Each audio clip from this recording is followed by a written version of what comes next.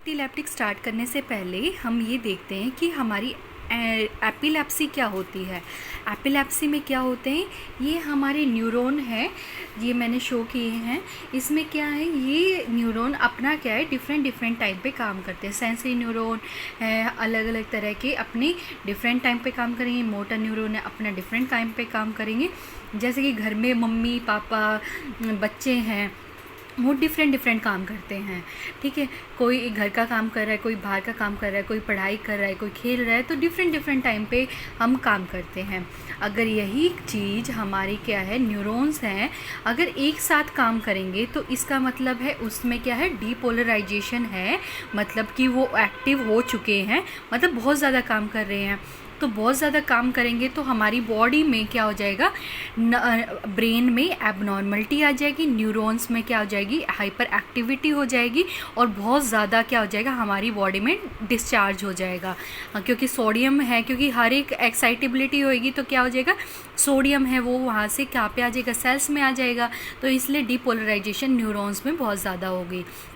तो जैसे कि हमारा ये सोडियम है, ये क्या है, बाहर से अंदर आता रहता है, तो क्या है, ये डिपोलराइजेशन होती है। अगर सारे न्यूरॉन्स ऐसे काम करेंगे तो बहुत ज़्यादा हमारा क्या हो जाएगा, पॉजिटिव चार्ज बहुत ज़्यादा हो जाएगा। तो यही क्या कर देते हैं, हमारी बॉडी में एबनॉर्मलिटी क्रिएट कर देते हैं, जिसकी वजह से हमारे ब्रेन में क्या है कि डिस्टर्बेंस हो जाती है नर्व सेल्स में, और एकदम से एक्सेसिव क्या है, नर्व में से डिस्चार्ज है वो शो होने लग जाता है। और इसी को क्या है, एकदम से जो भी जिस भी एरिया में, जैसे पैराइटल लोब है, फ्रंटल लोब है, मोटर कॉर्टेक्स एरिया है, ओसिपिटल है, टेम्पोरल लोब है, जिस भी लोब के न्यूरॉन है उनकी एक्साइटेबिलिटी बढ़ जाएगी, उन्हीं को उसी एरिया में क्या है, उसी तरह के सिम्टम्स आएंगे, और वही क्या हो जाएगी, एपिलेप्सी हो जाएगी। उसी को क्या बोलते हैं, एपिलेप्सी बोलते हैं। अगर एक टाइम हमारे क्या है, सीजर आए, सिर्फ एक टाइम, एक बार हमारे क्या है, हमारी ब्रेन की एक्टिविटी एबनॉर्मल हो तो उसे सीजर बोलते हैं। अगर रिपीटेड एपिसोड्स ऑफ हमारे रिपीटेड मोमेंट्स हैं, ऐसे ही आते रहे, उसे क्या बोलते हैं, एपिलेप्सी बोलते हैं।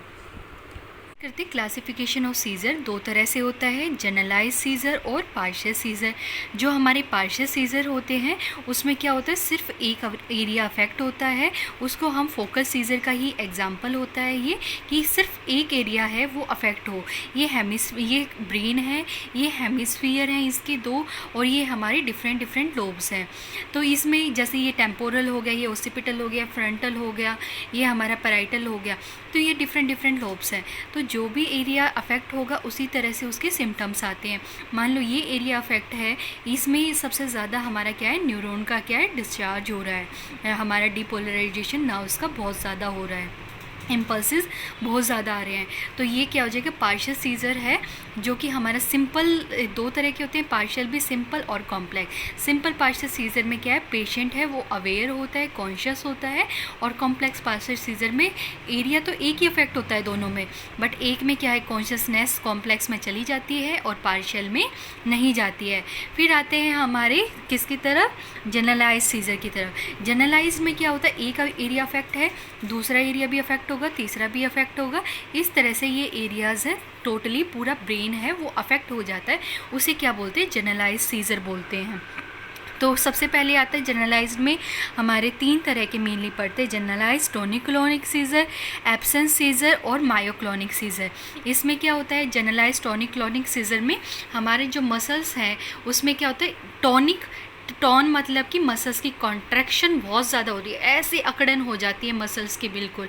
फिर है टॉनिक क्लोनिक में क्या होगा, contraction relaxation, contraction relaxation, contraction relaxation, ऐसे मसल्स की कॉन्ट्रैक्शन रिलैक्सेशन होती रहती है। इसको क्या बोलते हैं, जनरलाइज टॉनिक क्लोनिक सीज़र। इसमें मसल्स हैं वो अफेक्ट होती हैं। एब्सेंस सीज़र बच्चों में देखे जाते हैं, जिसमें कम से कम 3 से 5 सेकेंड के लिए बच्चा क्या है, अपनी फेस है वो बिल्कुल ऊपर कर लेता है और आंखें एक जगह ही रखता है और ऐसे देखता है जैसे किसी स्ट्रेंजर को देख रहा हो, तो वो बोलते हैं एब्सेंस सीज़र, क्योंकि ये इसकी मैक्सिमम ड्यूरेशन 3 to 5 सेकेंड होती है। इसको पैटमल सीज़र भी बोलते हैं और एब्सेंस सीज़र भी बोलते हैं। मायोक्लोनिक सीज़र में क्या होता है, जर्किंग मूवमेंट, ऐसे आते हैं जर्क्स आते हैं मसल्स में, तो इसको क्या बोलते हैं, मायोक्लोनिक। मसल्स में जर्किंग होना मायोक्लोनिक सीज़र्स होता है। तो ये डिफरेंट टाइप के जनरलाइज्ड सीज़र्स होते हैं।